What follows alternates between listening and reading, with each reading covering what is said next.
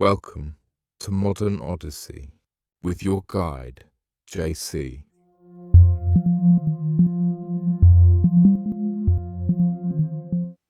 All right, my friend. Hello. Today we are back with another episode of On the Brink. How you like that one? That is awesome. Okay.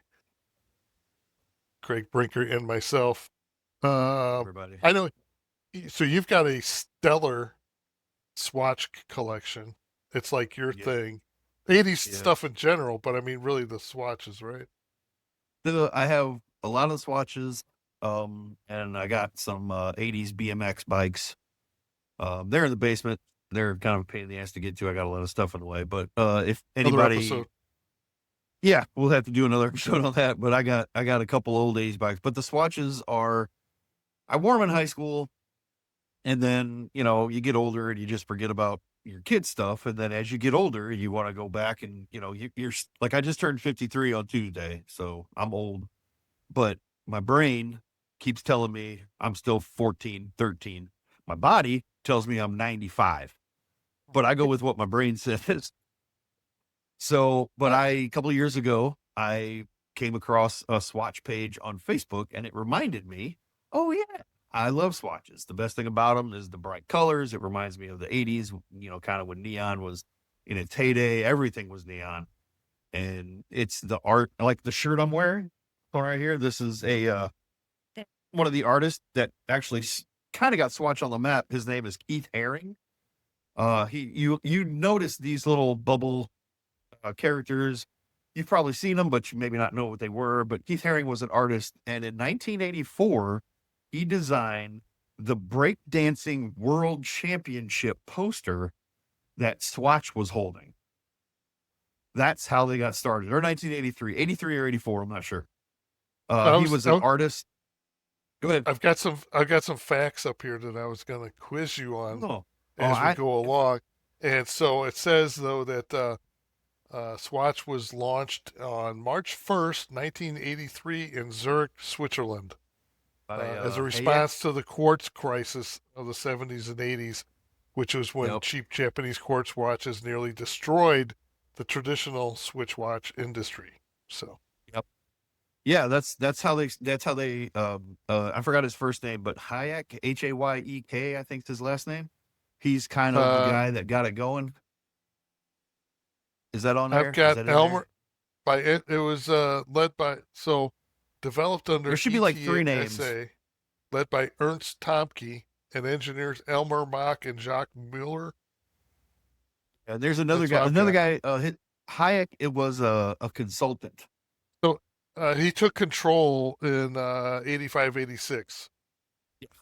Yeah. So he was the one that controlled the merged parent company. The two bigger companies. I forgot what they're called. Later named the Swatch Group in 1998. Yeah. Yeah, they wanted to have a fashion statement and have a piece you could wear that's not your expensive Rolex or your whatever. Thus the name Swatch, which means second watch. Right. Some people think it's Swiss watch or whatever, but it's not. No, they were mass produced by machines. They're made of plastic and vinyls. I think there's only, if I remember correctly, there's only 51 pieces inside these watches. They're 51 parts instead of 90. Very good. That was they're very simple. Yeah. I learned that a couple when I kind of got back into it. I did like a quick deep dive and trying to get back into the knowledge, because I like to know where stuff originated from and how it got going. And the Swatch to me is the artwork, the color. I wear bright colors. I mean, I'm 6'5", 230-ish pounds right now. I don't really like to draw attention to myself, but I love wearing bright color. Are you sure with that mouth? Yeah, I know it's hard. Yeah, I like to be seen, not heard. Also, but yeah, the neon colors, I'm still a fan. I have like 9 or 10 pairs of neon shoes in my closet right now. I have neon socks. My bikes are neon. Some of them are. Just bright colors is usually what you'll see me in. Very, very rarely do I wear drab colors, but even if I do, I usually have one of the brightest neon watches on and bright socks. I like to just throw a little splash of color in there just so people know that I'm still alive. A splash of color. Speaking of color, a little we're splash of both, brown right here. yeah. So what is it you got there, sir? So I have called Penelope Barrel Strength. If you are not, I don't know if you can see it if it's real clear, but if you are not a whiskey drinker, and I know you're not a big fan, but you try, and I appreciate that. But Penelope's, oh my gosh, every one of them, I have like 7 or 8 of them. They have 30 or 40 different variations, but they are a great starting point. Also Knob Creek, both of those are really good starting points. But the Penelope, what I like is most of these are bottled in St. Louis. Yeah, Knob Creek's a pretty familiar brand these days. Yeah, Knob Creek's everywhere. You can get a 7-year rye. You can get a 7-year bourbon. They have a 9-year. They have a 12-year. They have a 15, an 18, a 21-year. They have a couple you other get ones 7 years bad luck. Yeah, exactly. Exactly.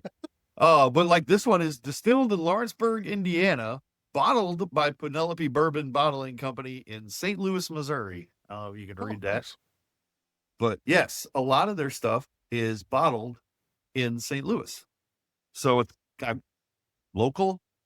I mean, it's from Lawrenceburg, Indiana. Some of the bottling they do in Kentucky, but a lot of it, most of the bottles I have were done in St. Louis. So, but it's a great starting point. I'm not going to say it's weak by any stretch of the imagination, but it's just not as aggressive as some of the other ones that people think of when they think of bourbon. So, you have an old fashioned going on there, or you just have scotch and a?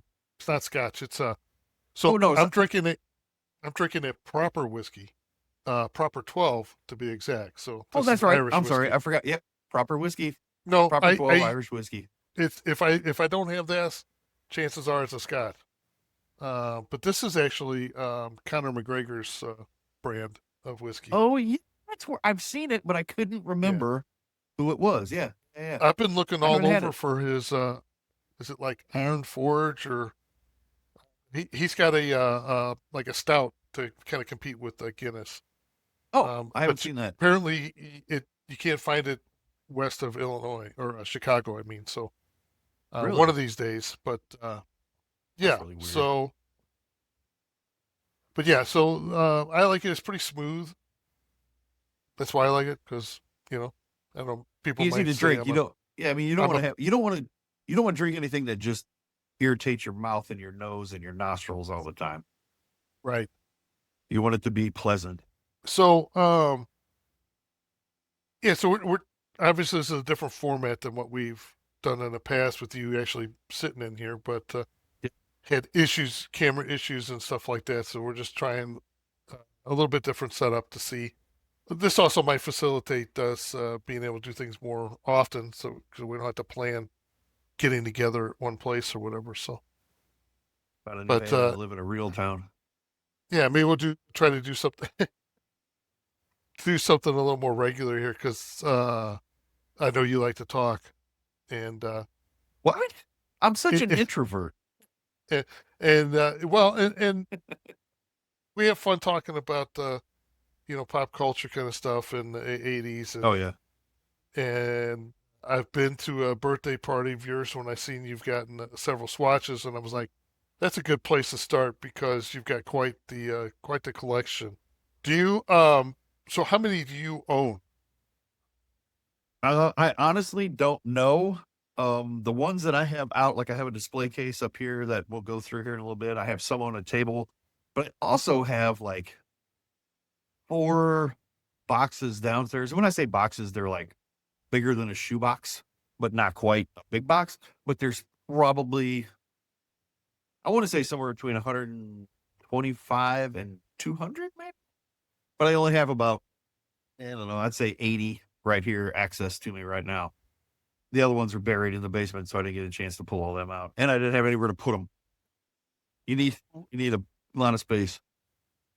Would you like to take a stab at how many have been made? I don't have an exact number, but a ballpark guess of how many have been made throughout the years. Oh my So what are we going God. from 83 when they launched, and Right. this is 2026 now. I mean, that number, it's got to be a large number because they were mass produced by machines. I'm assuming it's in the upper million.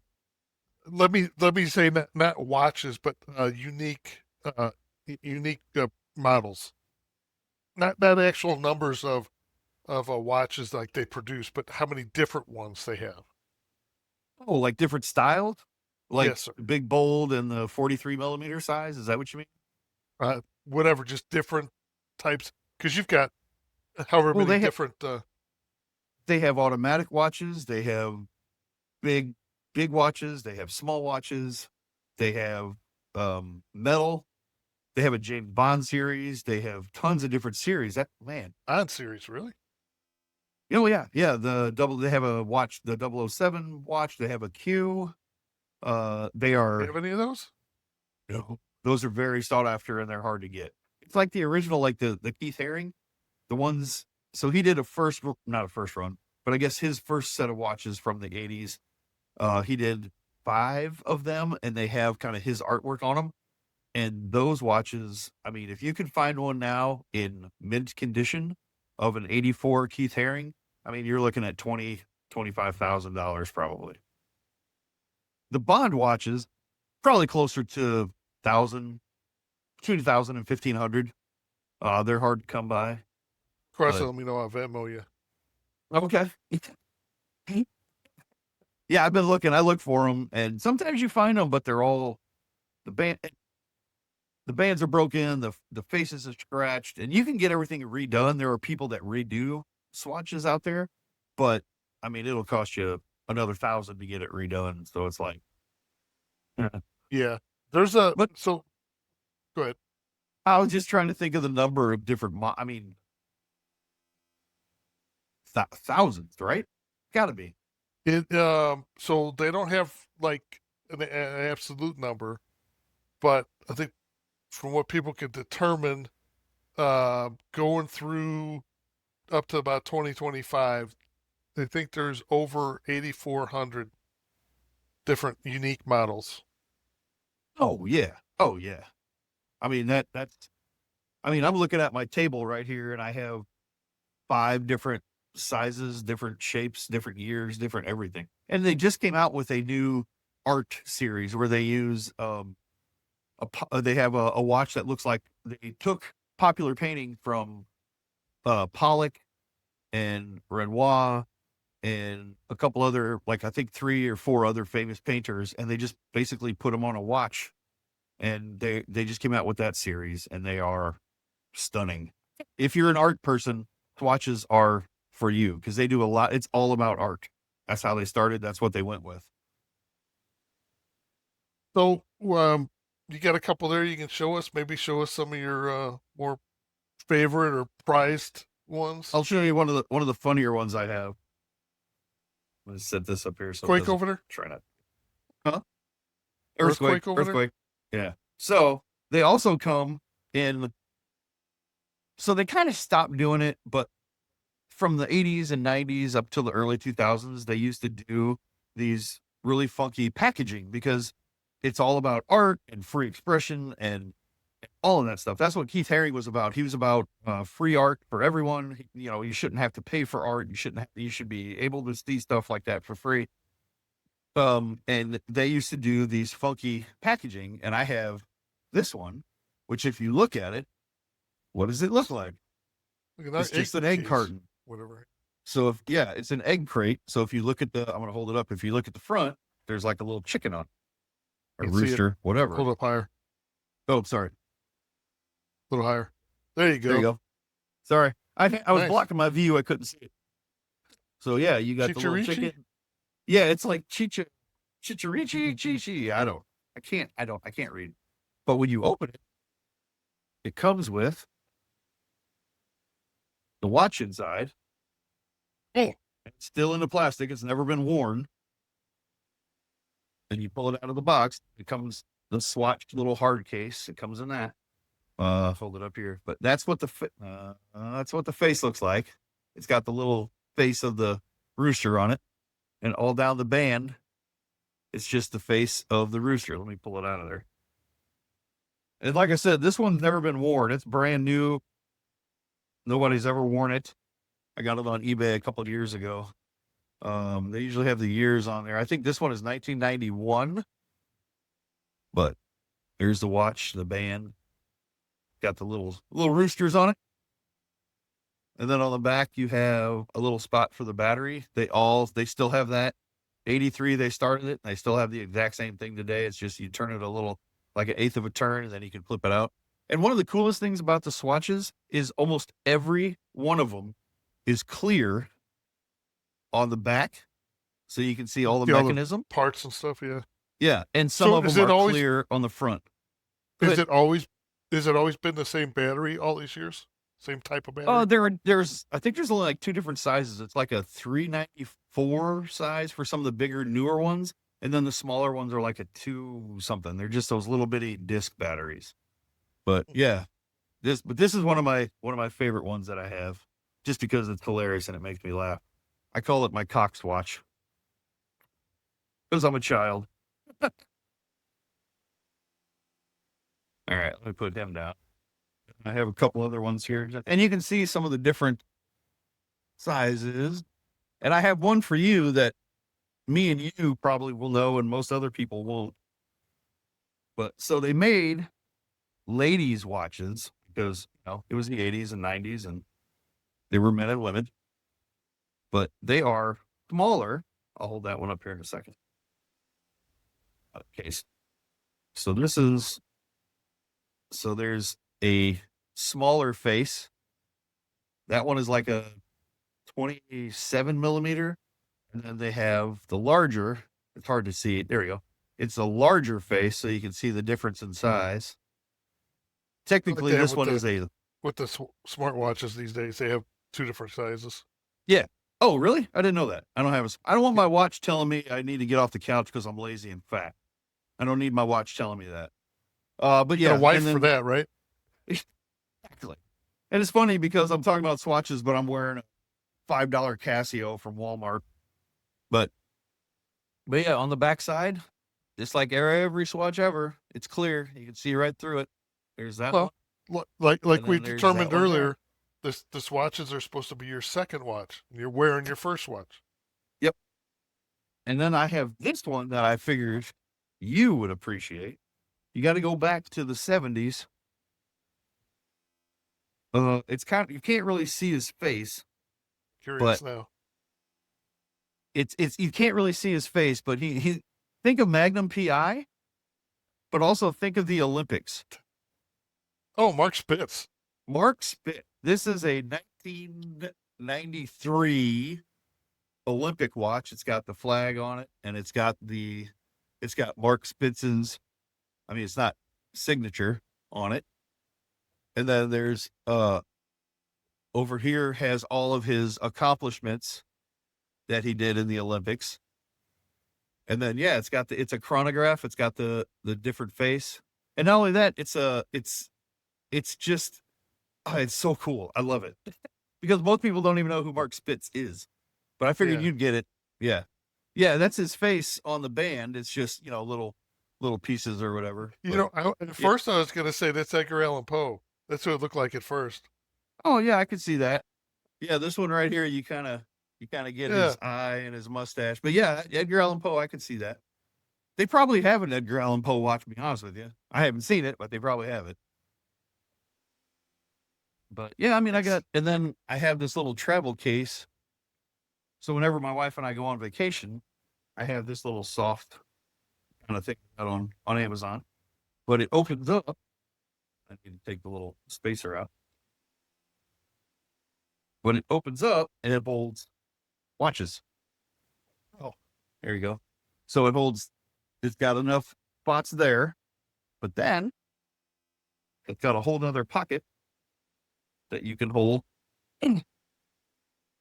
more watches.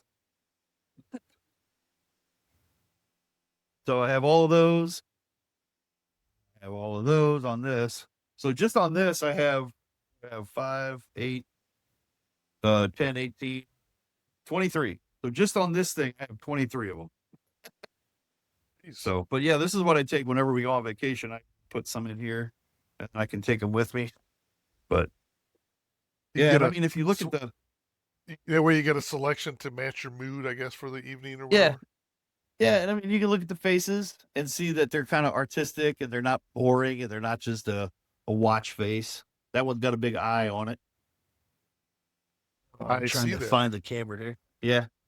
But yeah, they have a lot of cool, it's just about, like I said, it's about free art and being artistic and being yourself and not caring really what anybody else says. You know, I get in trouble all the time because back in the day when Swatches came out, the coolest thing you could do was wear more than one on your arm. So a lot of, you know, I still have my 2 original Swatches that I got, one in 85 and one in 87. And I used to wear both at the same time. It was like a status symbol back in the day. The more swatches you had, the cooler you were. I still do that sometimes. I put 2 watches on my arms when we go out, and you know, people are always like, "What do you got 2 watches for?" And I'm like, "It's just something we used to do back in the 80s, and I still do it." Like I said, my brain, I'm still 12. Some people wear multiple earrings on one ear, so yeah, exactly. Nobody questions them. But yeah, I like wearing the 2 different watches because I match my shirt and my socks and my shoes to my watches, whatever I wear. If you ever see me out in public, if I have bright neon green socks on or a bright pink shirt, I can guarantee you I have pink or neon green or both on my wrist. I like to accessorize. Yeah. I probably do it more than my wife does, honestly. That's scary. Oh, that's a scary thought. Whatever works for you, man. I mean, you know. Yeah, no, that's what I like about it is that, you know, people look at me like I'm weird and I don't care. When I was in my mid-20s, I realized I don't care what anybody thinks.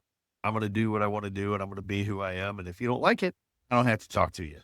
But most people, we get along. Most people. When you get to that point, that's kind of when you find your freedom, right? Oh, yeah, 100%.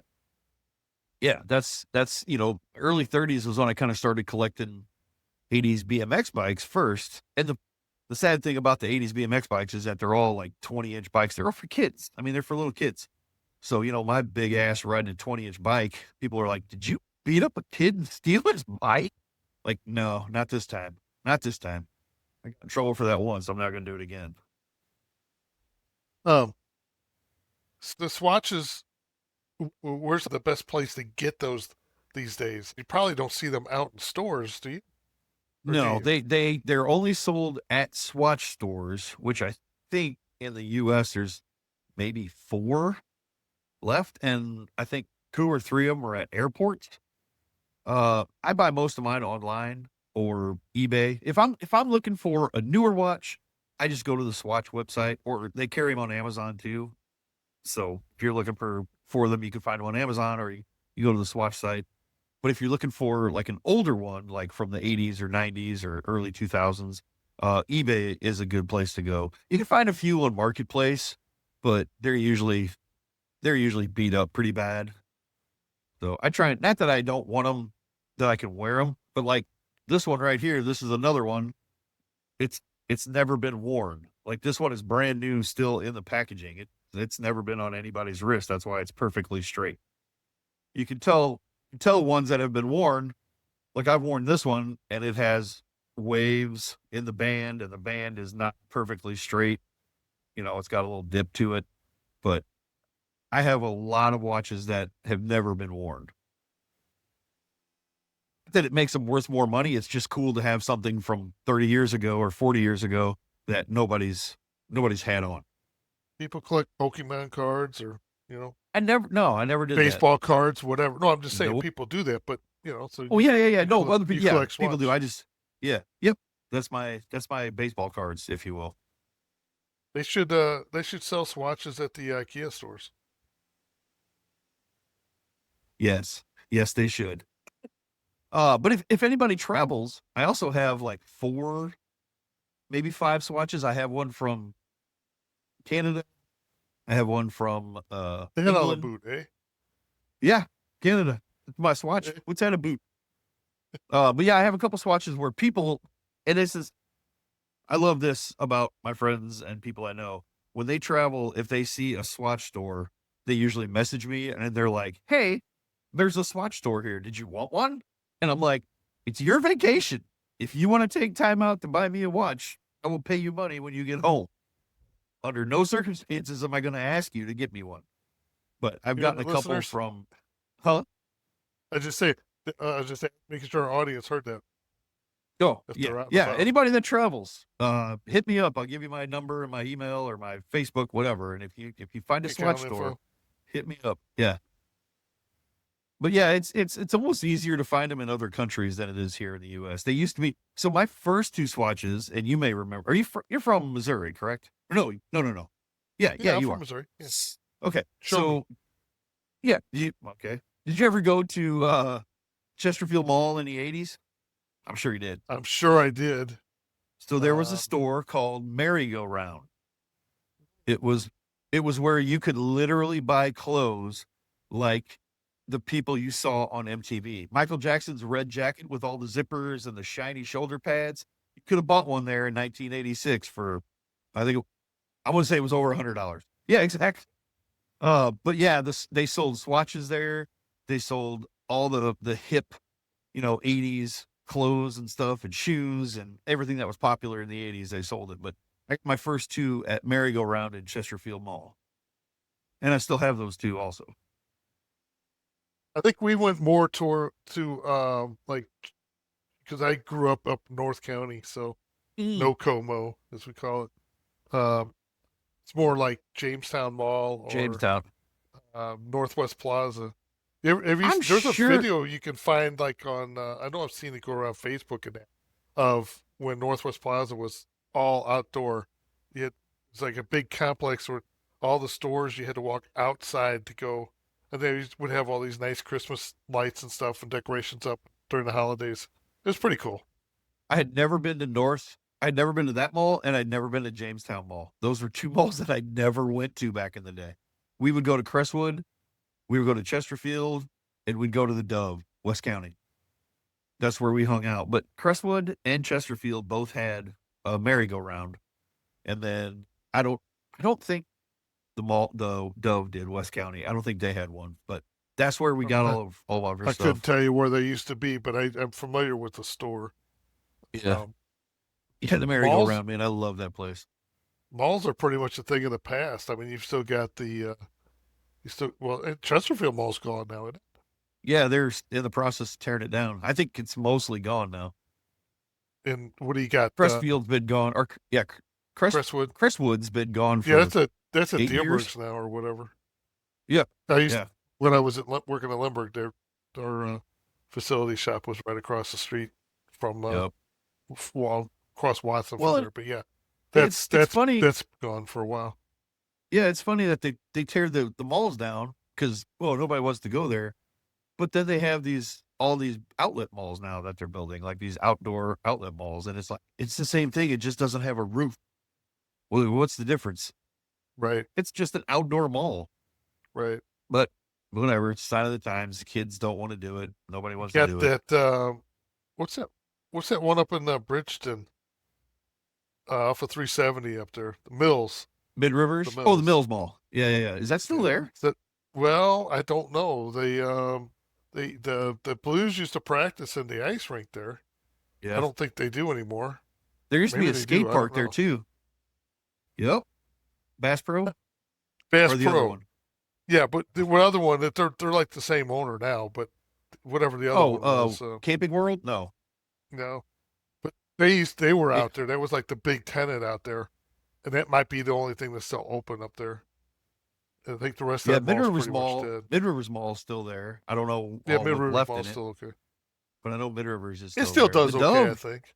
Yeah, the Dove is the one that I hear people go there all the time. That parking lot is full all the time. And it's like, why that one? I think the malls in Columbia and Jeff City are still doing okay. Oh, well, that's good. Where we live in New Haven, I know it's a big deal to we're here in Washington, but they make a big deal about shop local, and you could try, but sometimes we have to go find, to get something, we have to go to a bigger store or whatever, and they don't have them. So Yes. we could go to Wentzville if we want. From here, it's about an hour, and it's about an hour and 20 minutes to go to Jeff City or Columbia. So sometimes we just do that instead, just to do something different. It's a nice drive up to Jeff City, taking 94 up. Yeah, exactly. Yeah, I do that all the time with work. I just actually Friday I have to go to Ashland, which is straight up 94. Yeah. So it's a nice drive. I don't know why the malls there are doing better than anywhere else. Yeah, I don't know. I don't know if it's. Yeah, your little studio looks way better than my background. I need to figure out how to put new backgrounds on here. It's empty. We haven't, I kind of, it's my office / podcast. It looks cozy. It looks cozy. Now with my sales job, I can do some things from home, and so I like having the office set up here. And yeah, it's nice. I'm still kind of set up for people in the background, you can see I'm set up for like multiple people. The background, face to you face, can see the seats and stuff like that. Yeah, and we'll get to that at some point, I guess. Maybe, I don't know. What I want to do is we've got the, this place used to be a church, and we've got the huge place in the front, the huge portion in the front that used to be the chapel or whatever, which is currently my catch-all. Your wood shop. Wood shop. That's what we call it, but really it's but if you call it a wood shop, then people are like, "Oh, you do stuff. Nice." Yeah. And we really don't do that much anymore. We had the craft business, but yeah.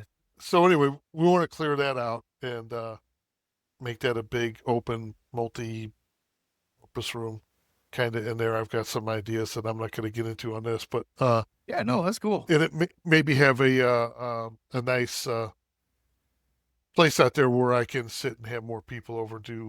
Kind of get back into. I haven't done the Bottle Share podcast for months. I was going to say that'd be a great place to have a Bottle Share podcast. Yeah. So, there were some, it worked okay over there, but this and that and the other is, it's kind of come and gone. So we'll get back into it at some point, I'm sure. Wait, I want to do one of those. But it's mostly we were mostly doing beer, which you're not really into the beer, right? Unfortunately, no, beer's not my thing. Even in high school, when everybody was like, "Oh, we're getting beer," I'm like, just stay sober, thanks. Or if I could find a bottle of vodka, I drink the vodka. Dumb. Well, I got no problem trying some of the whiskeys in that. Like I said, it's not really my thing, but I found that I haven't. So we have been doing the podcast and the Bottle Share podcast. I haven't been drinking beer as much. I really don't drink it that much at all. I guess I'm a social drinker. Rarely have one at home if I'm by myself. So I've kind of got out of it, and my plumbing's behaving a little bit better. So I kind of fond of that. It makes a difference when you're not shoving bread down your pipes. Right. Without being too graphic. Or we are, I don't know. So what do you think about some future topics that we could discuss, Greg? What do you think? Check out your BMX bikes, I guess, but that'll take like 10 minutes. Whoa. Easy, Trigger. Oh. Well, how many bikes you got? I'm down to like 13. I didn't know you had that many. Yeah. And I actually have 2 from a friend of mine that are in the basement that he was trying to hide from his wife, but she found out about them, but I still have them. You want to name any names right now, or? No. He's a New Havenite, so I don't want to throw him under the bus. Okay. You can take a guess. I'll tell you if you're right. Nah, I don't know. I don't want to do that. First off, is it Take me forever. It's not clear. It's funny. Yeah, no, Yeah, the BMX non-locals stuff. are get that. Yeah, I was on the other one. I'm not going to say his name, but I'm sure he doesn't even know how to ride a bike. Whatever. We're going to move on. He probably keeps his all at his house out there in Chesterfield or whatever. Probably. But I kind of like I like if you can find people that do the paranormal stuff. I know you kind of like that. Oh, I love that stuff. You can I'm see in the so see on this side. Let me see. On that side, you can see some of my hockey stuff. My goalie mask from when I played. Yep. And then some memorabilia. But on this side, you can see some of my nerdy stuff, and I got a couple of books over there. Yeah, there was the nerdy stuff. There was a UFO crash in Cape Girardeau, believe it or not. When? I got the book about it. Yeah. Wow. And then there's been a few. Doesn't get nearly as much attention as Roswell. No. Roswell's the big one, but really, I mean, is there an Aztec one? I forget the names of them. There are more that there are others that have more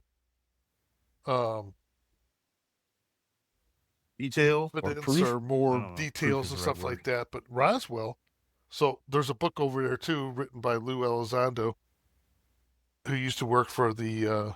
He was in the military and used to run the ATIP program, which is Advanced Threat. I don't know. I can't remember right now, but it caught me off guard. I didn't sleep good last night, so I'm running on fumes here. But okay. Anyway, but he's come out, and if you're into this stuff, you know who these people are. There's a few well-known names or whatever, but he's one of them. But anyway, he was in the military and that, but he has come on record and says that Roswell did happen, for what it's worth. So pretty much the government has come out and said in 2017 there was a New York is it New York Times or I forget the paper, but there was an article that was written, and the Navy, Air Force won't talk about anything. They're still keeping everything close to the vest. But the Navy says that there are things that our pilots encounter up there that are beyond anything that we have capabilities of, and they don't know what they are. So they haven't come out and said that there's aliens, but they have said that, definitely things up there that we can't defend against, and that's kind of scary. It's scary. So something's going on. What it is, who knows? Did you see that video probably about a month or two ago where they showed an object flying and they shot like a rocket at it? Yes, and it broke into pieces. Hit it. Well, it just hit it and bounced off, and the thing just kept going. Yeah. Yeah, but there was like two pieces that kind of dropped off and followed behind the object. Oh, okay. Yeah, I saw a quick clip of it, but that was a lot of crazy shit out there, dude. And, and also, you got AI I've been to St. Louis. There's so much AI out there too. It's getting to the point where you can't tell what's what anymore. I'm so sick of the AI videos. It's like, oh, watch this cliff fall, 2,000 people, blah, blah, blah. It's like, they all have 46 fingers and there is a hand in their forehead. We know it's not real. Come on. I don't know, though. I think I saw that dude down at Casey's. Oh, I bet you did. I bet you did. Picking stuff up like this and going over Get him. I'm probably 75 to 80% don't believe in a lot of like the paranormal, like ghosts and communicating with the dead and all. I just have a hard time believing all that. But I do enjoy listening to people talk about it who have a passion about it, because it's like listening to like your great grandpa telling stories from like World War I, where you're like, yeah.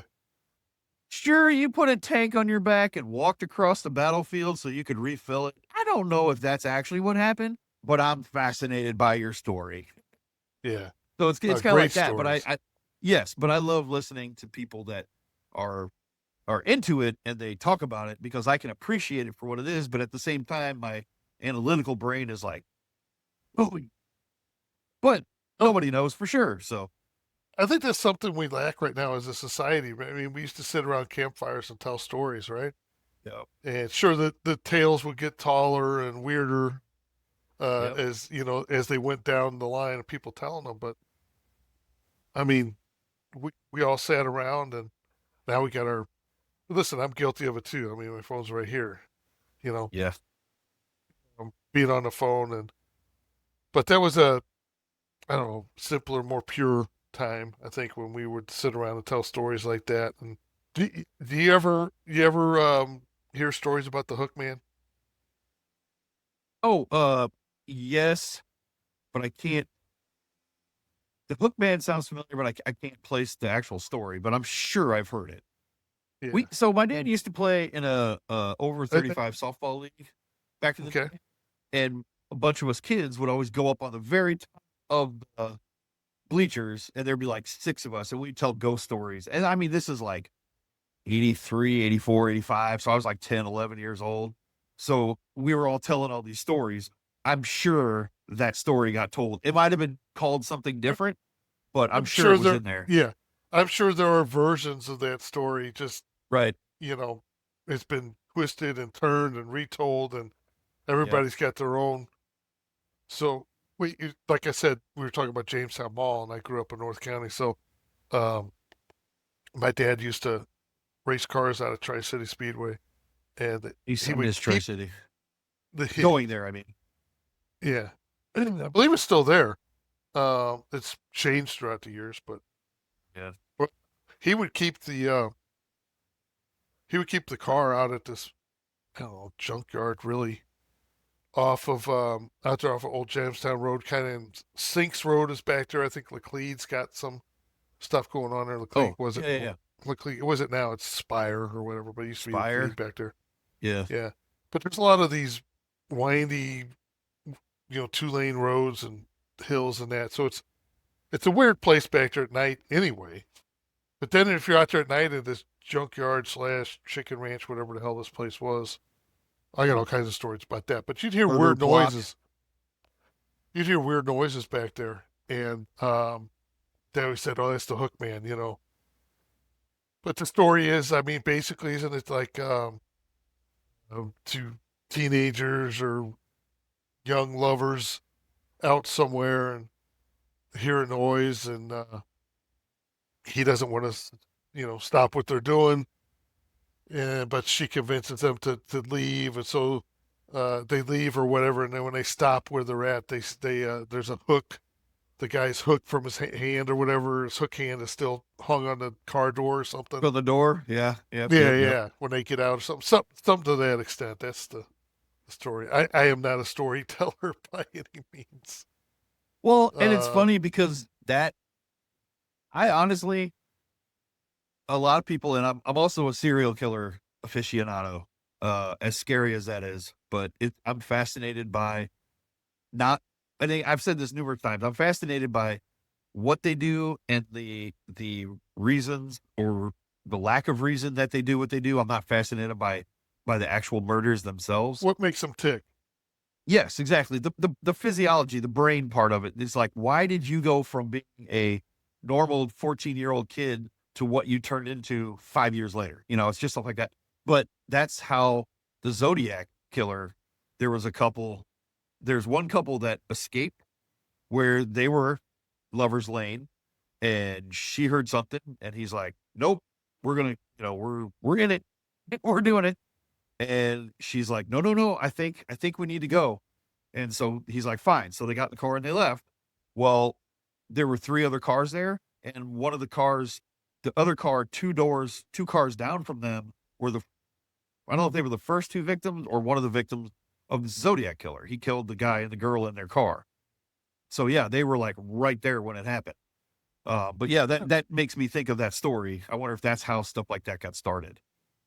Trying to think of that guy, Mr. Baller or Ballering or Oh, Mr. you ever seen Ballard. him Yes, I watch him all the time. He's got on fascinating YouTube? stories. Yeah. Yeah, he's a great storyteller, and Yes. he tells one about some people walking down a trail or something like that, um, and it was dark out and they couldn't see, and they stepped on something and it seemed really weird, and so they like ran out of there, and it turns out there was the serial killer's victim right there, and he was in the bushes or something like that. I guess later he got caught and told them about this one victim, and he said some people come up, but so I had to stop or whatever, but they left before he decided to take them out too. So they got really lucky. That's crazy. Some story like that. Yeah, that's crazy. But that's a good account to watch if you're looking for stories like that. He's got a bunch of really good ones. He's really good. And then I watched this guy.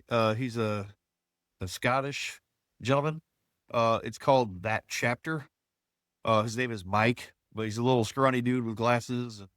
But he does a lot of stories about stuff like that. But it's called That Chapter. He's got a podcast and a YouTube page, and he does like 2 videos, or he does 1 video a week and 1 podcast a week.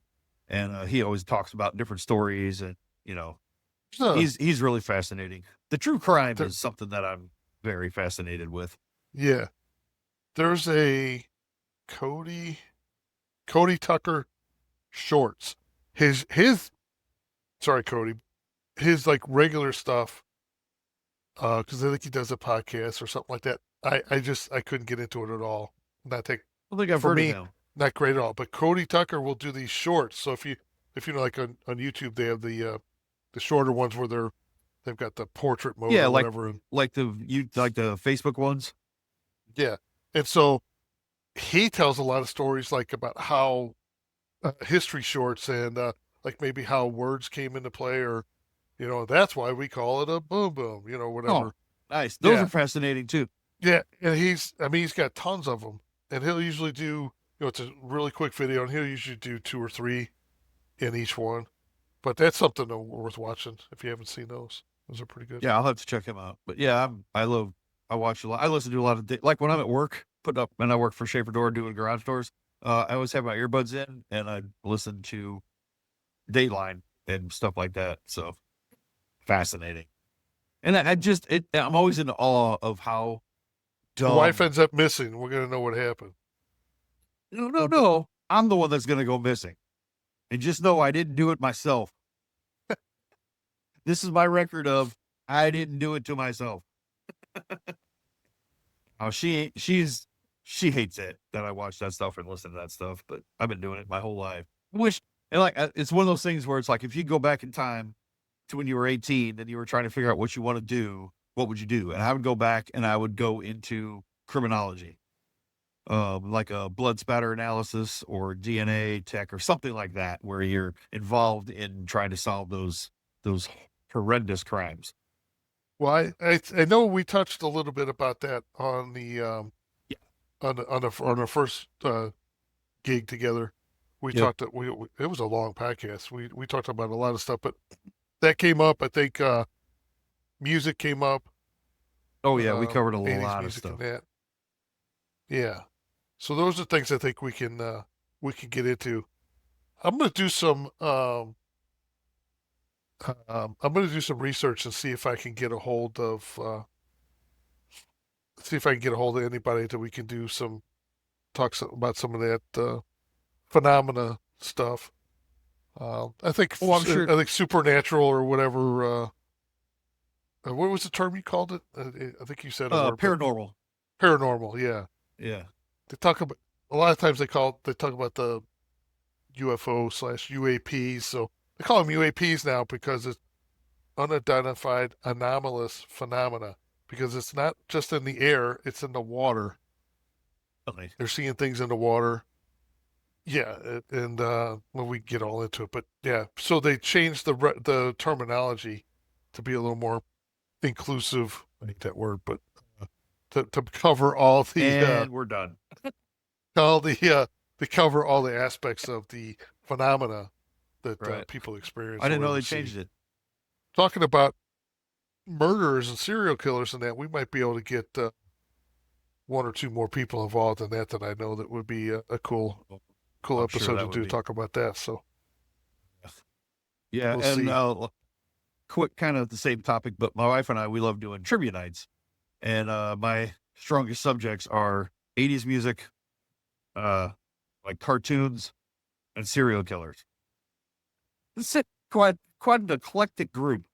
That gives you some kind of indication of what's going on in that cement head of yours. Not a lot, honestly. It's like I have to eat, I have to sleep, and I need to know serial killers. That's it. My day. A little tease. Who do you think your favorite? Obviously, you don't condone killing, you don't like killing, but Oh yeah, your favorite one to like read up on and that. What do you think? oh, man, that's a tough one. Like Well, most interesting to you? most interesting to me is Ted Bundy, obviously, but the one that still Loved him on fascinates Married with me. Children. No, not Al Bundy. Oh, That show would have been totally different. A lot of Kelly's friends would have gone missing. Uh, oh, Ted Bundy, and then the one that I'm still the most fascinated by is the Zodiac, because technically they still don't know who it was. They don't have they think they know, but they don't have any actual evidence. But it's all like, well, he was here when this happened. He did this, but there's no actual evidence that says it's. But then the guy I can't remember his name right now, but the guy that they say it is, there's a whole group of other people that are like, no, it can't be him because of this, and then they just fight about it. But the fact that it's like, this is what you're doing, this is what I want. But less of this, more of this. yes, exactly. It's like, what's this?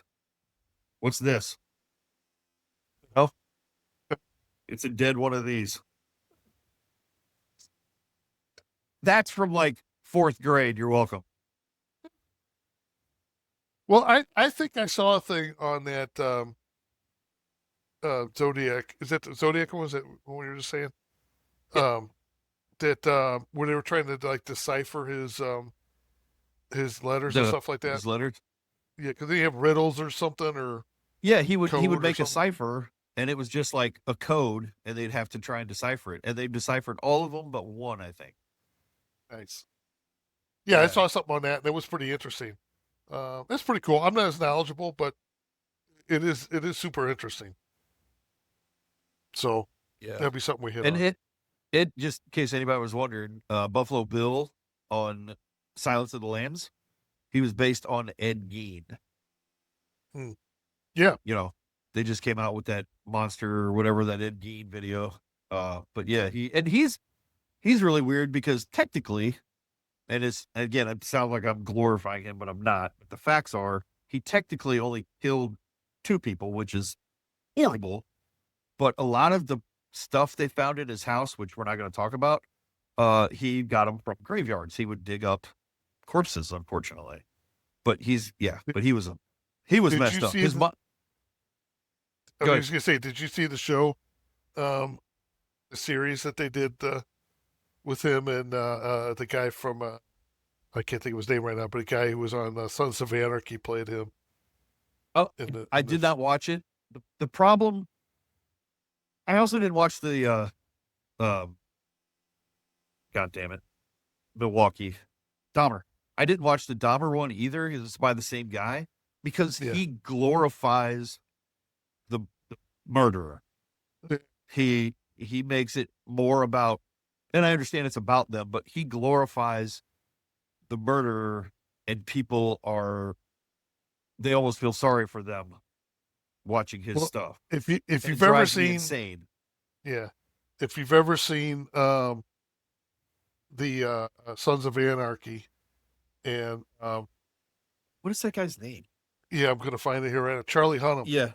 Yes. So if you ever Yes. seen him as Jax on Sons of Anarchy and know how he is on that, and then you see him play this role, I mean, it was one hell of a job of acting. It's somebody who can really, like Kevin Costner. I like a lot of roles he's in, but let's face it, he's Kevin Costner in everything he does, right? Yeah. I He's mean, just Kevin Costner. yeah, same thing. I think you can say the same thing kind of about Keanu Reeves and that, but enjoy Oh, the he's movies. John But Wick. it's He's always John Wick now. so Anyway, so Charlie Hunnam's, my wife and Lisa and I will joke, you know, come up in conversation or something. We'll be sitting there and we'll talk about something, and I'll say, "Well, I guess that settles it then," because that's the way he would talk as Ed Gein, this really soft, voice, and it was just so weird. It worked, it was effective, and he did a hell of a job playing that role. It's if you haven't seen it and you've got the stomach for that kind of stuff, I recommend checking that one out. Yeah, he was not okay. Somebody needed to check on him off. Yeah. Yeah, that was but that was really weird. Yeah, and everybody that was there and everybody that knew him would say that he talked like a 13-year-old boy, 14-year-old boy. Yeah. He never, and unfortunately, and this is going to sound terrible, but a lot of the guys who go on to do terrible things like Dahmer, but Bundy and Gein and the Happy Face Killer, I can't remember his name, but a lot of those guys that did stupid shit, it was because of their mothers. Like Ed Gein, his mom was, every woman is a hooker or a whore, and you don't touch them and you don't go near them, and they're terrible. And she beat them silly, him and his brother, before he killed his brother. Spoiler alert. But yeah, it's a lot of time. It's either the mom or the dad, but it's a lot of abuse and a lot of brainwashing, and it's terrible parenting. In that show, they said that basically Ed Gein was like the catalyst, or the there was 3 different things. So you talked about Silence of the Lambs. There was 2 other ones or whatever that. Oh yeah, I can't recall what they were. Oh, Hannibal Lecter. Oh no, I'm sorry. Buffalo Bill. Hannibal Lecter was his own thing, but Buffalo Bill, and then there were, I can't remember what the other ones were, but yeah, he was. Oh, Leatherface. Oh, Leatherface. That's it. Yep. The Texas Chainsaw Massacre. Yep. Yeah. And then I can't remember what the other one was. There was another one, but I can't remember what that one was. We need people. We need Lisa on this, because she's got a better memory about that kind of stuff than I do, and she knows of all that stuff. But I should know it. Also, 80s slasher movies. Man, I love me some 80s slasher movies. Not like the mainstream ones, but I'm talking like Chopping Mall. That's one. Chopping, Chopping Mall. It's a bunch of the mall hires robot security guards, and of course, 6 kids sneak into the mall because they have a bed store in the mall, so they want to have a pillow fight. So yeah, but the robots go nuts, so they start killing everybody. And then there's a bunch of Christmas ones, and I can't remember what the name of it is. Oh my God. I just watched a clip of it earlier today. But anyway, yeah, obviously Freddy and Jason, they're cool. Yeah. But man, some of the Christine's a great movie. If you've never seen it, Stephen King book, it's a great movie. Maximum Overdrive. It's fun. It's a terrible movie, Stephen King. It was his first directorial debut, and it was terrible. Wasn't Duel like a Stephen King short story or something? No, that was Steven Spielberg. Okay. Wait, either Spielberg or the other one, George Lucas. I think it was Spielberg with Dennis Weaver driving the old Dodge Dart. Yeah. Yep. Yeah, that was a good one. I enjoyed that movie. 71. And then there was Dennis Weaver and was that a Spielberg movie? I'm trying to on Wikipedia. I don't have Jamie over here to look these things up for me. I thought it was one of Spielberg's. Screenplay by movies, Richard Matheson adapts his own short story of the same name. See, I thought it was more. I thought it was by somebody more prolific than that or whatever. But yeah, Stephen King did Maximum Overdrive. He did Christine. He did. I'm just Green Mile was a Stephen King story, wasn't it? Yes. Yep. That one also was too. Yep. So, well, dude, it's been about an hour. Oh, I'm sorry. Go ahead. Oh, No. I was going to say Stephen King always makes a guest appearance in his movies and his little, like he did Creep Show. There's Creep Show 1 and Creep Show 2 from the 80s. He was a character. A meteorite landed on his property, and of course, he's some dumb redneck. So he picks it up and he brings it in his house, and all this bad stuff starts happening. But he's in every movie. He makes a guest appearance in all of his movies.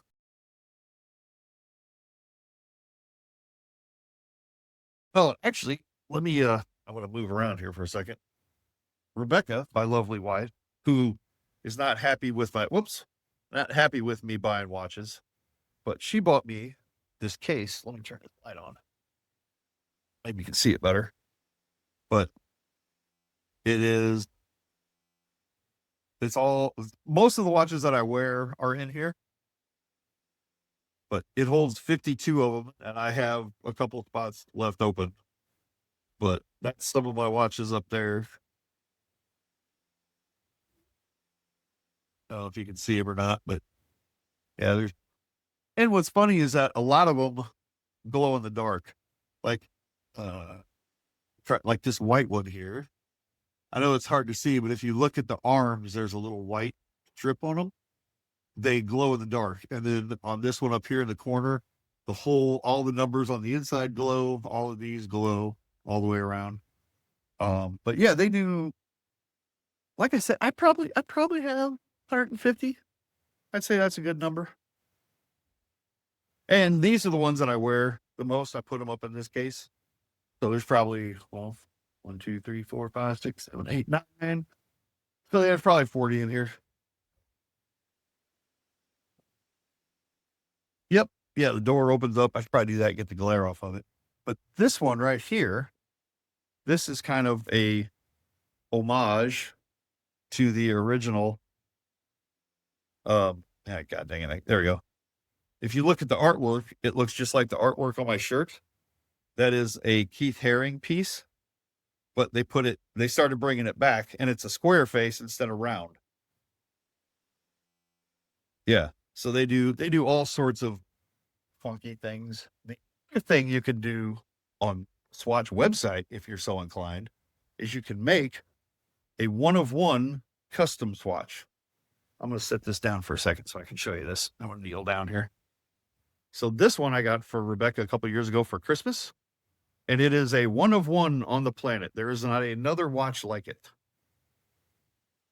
So it has all these different colors and these different designs, and the face is clear. You can kind of see it there. And then on the back, I had it inscribed with "I love you" because I love her. That's it. So if you go onto Swatch's website, and like I said, it's all about the artwork. They have these palettes, and they are like big square, and they have all these different designs on that palette. Well, what you can do is you can take the watch, you lay it over the palette, and then you can turn the colors and put the watch in any direction you want.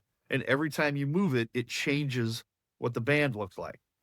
So the chances of somebody else having another watch exactly like this one are probably 1 in millions, hundreds of millions, because they are like, you have to scroll up and across and down. I mean, they're huge things, but yeah, you do a custom watch. So I did one for Rebecca. I wear it more than she does because she wears her smartwatch, but for nerds that are into it, it is a great thing because, like I said, there's no one else is going to have this exact same watch. A lot of these other watches I see guys wearing them all the time. But when I wear this one in public, it's the only one you're going to see that looks like it. And she also got me these cool little pillows that fit perfectly in those little slots. That's what holds them in there. So I've been trying to get them in there before tonight, so I was ready for whenever we did this. But yeah, and I know a lot of people don't even wear watches anymore because they're like, "Oh, I have my time on my phone." So boring. And also smartwatches. Come on, people. You already have your phone. Now you basically have 2 phones, and I know you're wearing one right now. Aren't you? You wiener. Go get a Swatch. You'll be so much cooler. Yeah, I also do the Brinker audio solutions. That's the other thing, another hobby of mine that I've been doing since I was 15 years old is car audio or replacing car stereos. Like if you have an older vehicle and you don't have Apple Android or I don't know, Apple CarPlay or Android Auto, I can put it in for you. I can replace speakers, I can add amplifiers, subwoofers, backup cameras, do all of it. All right, man. Have a great night. Okay, dude. Thanks. All right, see you, buddy. Thanks.